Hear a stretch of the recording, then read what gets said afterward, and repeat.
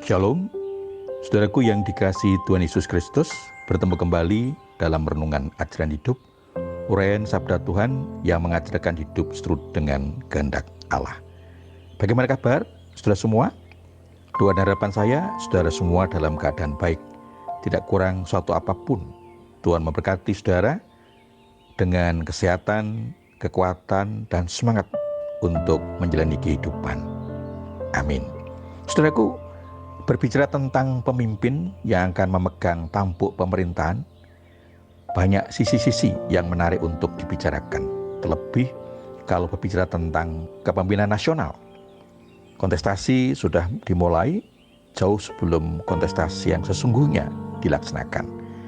Mengupas calon pemimpin bahkan sampai akar-akarnya, sehingga tidak terhindarkan rahasia pribadi, track record calon, seolah menjadi konsumsi yang paling lezat, tanda petik, untuk publik, bahkan tidak jarang dipaparkan secara vulgar.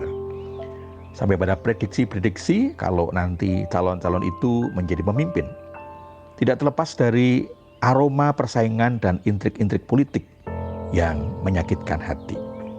Tidak urung di masyarakat muncul kekhawatiran-kekhawatiran, bahkan ketakutan-ketakutan kalau nanti calon pemimpin tersebut sungguh terpilih menjadi pemimpin. Bahkan target-target yang akan dicapai dipaparkan secara terbuka, seolah tanpa sensor. Muncullah langkah-langkah antisipasi termasuk hujatan, celaan semacam black campaign muncul. Pertanyaan serius muncul, langkah layakkah kita khawatir dan ketakutan yang luar biasa? Bagaimana kalau dilihat dari sisi iman sebagai orang percaya? Tentu diharapkan memberikan pencerahan. Nah, renungan kali ini kita akan menjawab pertanyaan-pertanyaan rumit yang sekaligus terkesan provokatif. Tapi sebelumnya mari kita mohon berkat Tuhan di dalam doa.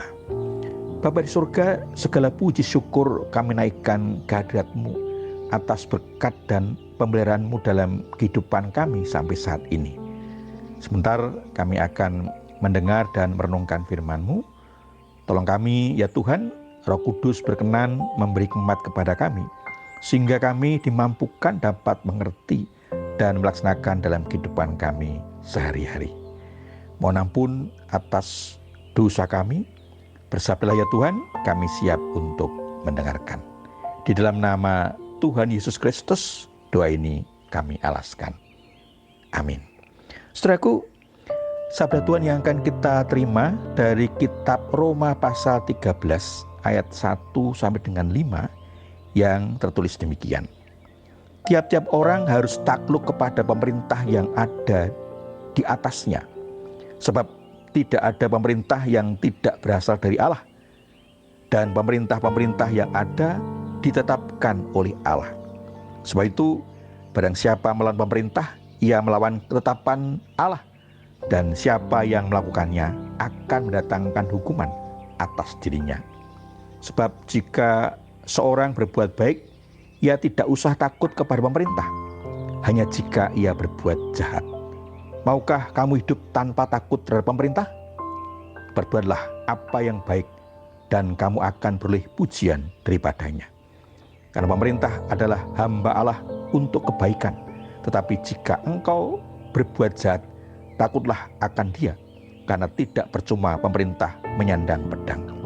Pemerintah adalah hamba Allah untuk membalaskan murka Allah atas mereka yang berbuat jahat.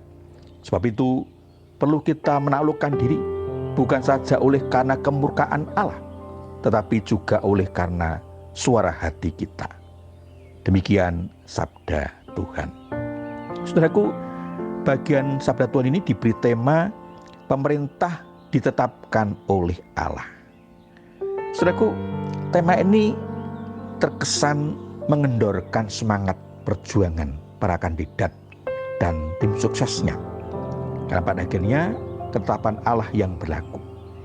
Menurut hemat saya tidak harus dilihat seperti itu, tetapi bagaimana upaya manusiawi kita berkenan kepada Allah, sehingga kandidat kita ditetapkan oleh Allah. Bagaimana hal itu?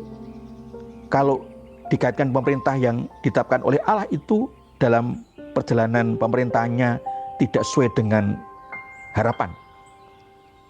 Artinya ketika nanti pemerintah yang ditetapkan oleh Allah itu dalam pemerintahnya tidak seperti yang kita harapkan. Mari kita temukan jawabannya dari bacaan kita, kitab Roma pasal 13 ayat 1 sampai dengan 5. Saudara, Paulus yakin bahwa Allah yang berkarya menempatkan seseorang dalam pemerintahan. Oleh karena itu, melawan para penguasa dunia ini berarti melawan Allah. Allah memerintahkan orang percaya untuk taat kepada pemerintah. Karena pemerintah merupakan lembaga yang didirikan dan ditetapkan oleh Allah. Allah telah mendirikan pemerintah karena di dalam dunia yang tercemar ini, negara memerlukan pembatasan-pembatasan tertentu untuk melindungi rakyat dari kekacauan dan pelanggaran hukum yang menjadi akibat dari dosa. Allah menetapkan pemerintah sebagai pelaksana keadilan, membatasi kejahatan dengan menghukum pelaku kesalahan dan melindungi yang baik di dalam masyarakat. Ketika pemerintah meninggalkan fungsi yang semestinya, ia tidak lagi berasal dari Allah. Orang percaya mempunyai tugas untuk mengingatkan dan wajib mendoakan pemerintah. Paulus memberikan pernyataan secara umum bahwa pemerintah mempunyai kekuasaan untuk menindak segala pembangkangan yang membahayakan tata tertib negara. Berdasarkan pemeliharaan Allah atas bumi inilah pemerintah berdiri dengan tugas untuk memelihara yang baik dan untuk menahan dan menghukum yang jahat. Bagi orang yang taat pada Tuhan, suara hati juga dipertimbangkan.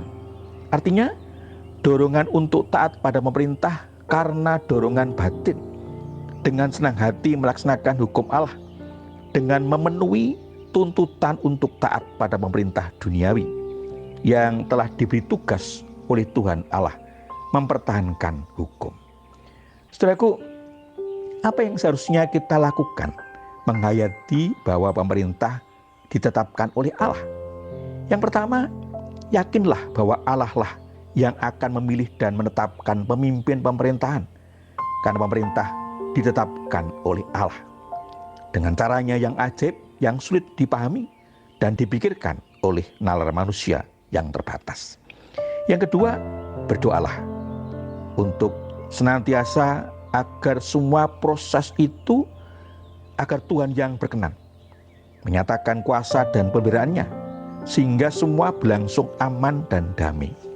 Dan akhirnya terpilih pemimpin yang diperkenan Allah, yang amanah. Kalau saudara-saudara sudah mempunyai pilihan, dukunglah dan doronglah agar beliau menjadi calon pemimpin yang diperkenan Allah, akan menjadi pemimpin yang mewujudkan keadilan dalam kepemimpinannya, menegakkan hukum dengan menghukum yang salah dan melindungi yang benar, memperjuangkan kesejahteraan untuk rakyat yang dipimpinnya. Jauhkan menjadi pemimpin dengan cara-cara yang tidak terpuji, apalagi malah mengkhianati rakyat yang dipimpinnya. Tuhan Yesus memberkati. Amin. Mari kita menyerahkan seluruh proses kepada Tuhan di dalam doa. Bapa di surga, kami sungguh meyakini bahwa yang berkuasa dan berkenan untuk menetapkan pemerintah di dunia, kami menyerahkan untuk pemimpin negara kami. Kiranya Engkau sendiri yang akan memilih dan menetapkan. Engkau berkenan memakai kontestasi yang akan dilaksanakan dalam pemilu menjadi jalan Engkau menyatakan kehendak-Mu. Kami menyerahkan seluruh proses yang sudah dan akan dilaksanakan. Engkau berkenan melindungi dan memberkati. Mohon ampun dosa-dosa kami, hanya di dalam Tuhan Yesus Kristus doa ini kami alaskan. Amin.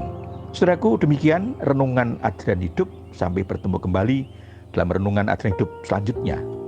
Terima kasih. Shalom.